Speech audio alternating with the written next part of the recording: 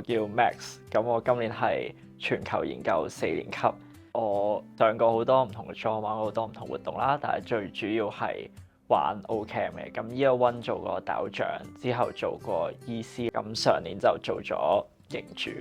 我係 Samuel 啦，咁我今年係 Psychology Year 5嘅學生。我喺 UC 基本上最主要就係去搞院慶啦，上年就係做行政部部主去籌辦成個院慶咁樣。咁我覺得個原因係傳承，因為就係將之前自己體驗過嘅一啲活動都想親手教翻俾之後落嚟嘅人，點都好過冇咗個活動，所以就即使有猶豫過自己嘅能力，但係最尾都會肯接咗呢樣嘢嚟做咯。我 Year One 入嚟嘅時候，係一班師兄師姐帶住我玩啦，先令到我體驗到一個好玩嘅活動。所以到我自己去做呢個角色嘅時候，我都希望我可以帶住佢哋去體驗一次聯合書院嘅活動，有幾好玩。自己喺 Ocamp 做過唔同角色啦，咁都透過呢幾年做過唔同嘅角色嚟講咧，俾到我嘅係我可以知道成個 Ocamp 裏邊有啲咩唔同群體會有啲咩唔同嘅需求，咁先至可以喺今年我做營主嘅時候，可以諗到一啲方針去迎合到晒咁多個 party 各自佢哋一啲嘅需要啦。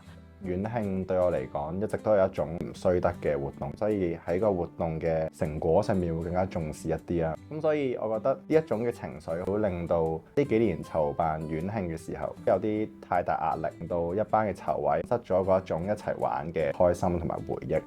咁所以我就會擺多啲 focus 喺想大家可以享受到多啲喺籌辦嘅過程嚟嘅，就係其中一晚嘅時候啦，咁就突然間冇水，當時都未諗到一個最好嘅處理方式，因為有啲 freshman 可能沖下涼突然間冇水，但係我發現到嘅嘢就係都係要冷靜啦，因為就係你發脾氣都解決唔到個問題，最尾就分批將啲 freshman 去晒一個宿舍裏邊沖涼。即使遇到咁大件事、咁多人受影響嘅情況下，我覺得就係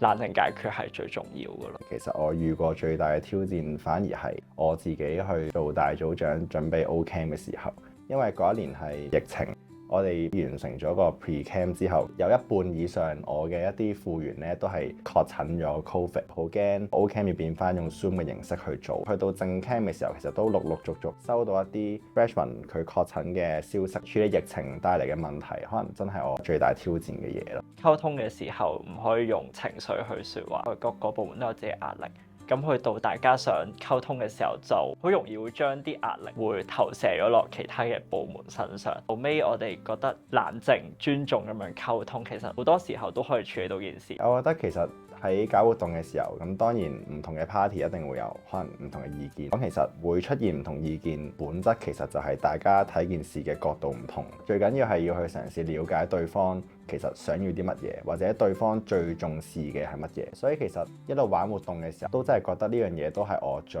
大得着嘅地方。我覺得大家要享受個活動，大家玩完一次係覺得開心，咁先可以達成到嗰個目標，就係去留喺度玩下一年，自然就每一年都會有新嘅人入嚟玩，然後體驗到嗰份快樂，然後再將佢傳承落去。我覺得最重要一樣嘢就係你喺個過程裏邊有冇 entertain 到你自己嘅。好多人就係而家忽略咗自己玩得開心呢樣嘢，大家都着重咗係件事搞出嚟想好好睇睇，但係 entertain 係唔可以缺少嘅一部分。想大家去諗翻起咩叫成就感。唔好諗住淨係過程可以有好多開心嘅可以玩，其實你付出完之後，件事搞得好，嗰份開心會遠遠比你過程玩嘢更加開心。我覺得玩活動個結果固然係重要，咁但係都更加要去珍惜每一段經歷。如果大家想去認識一班交心嘅朋友，咁我相信喺 UC 玩活動會係好適合你嘅一個選擇咯。